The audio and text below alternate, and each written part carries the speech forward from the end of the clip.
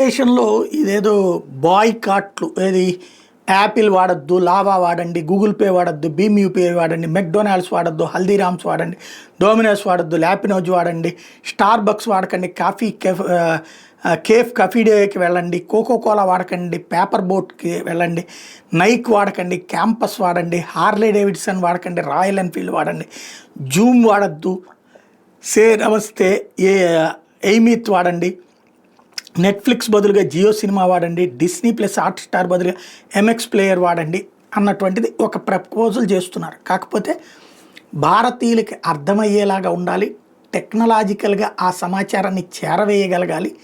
మనం ఫెయిల్ అవుతున్నది ఏంటంటే మన సంస్థలకి మన ప్రభుత్వాలు తోడు నిలవు, మన సంస్థలని మన ప్రభుత్వాలు ప్రమోట్ చేయవు, మన మీడియా సంస్థలు పట్టించుకోవు. అదే సందర్భంలో వీళ్ళు ఎక్కువ ఖర్చు పెట్టి ప్రమోట్ కారు. ఇప్పుడు విదేశీ సంస్థల్ని ప్రభుత్వాలు ఏం ప్రోత్సహించట్ల, ప్రభుత్వాలు ఏమీ పెట్టట్లా, వాళ్ళు పబ్లిసిటీ చేసుకుంటున్నారు.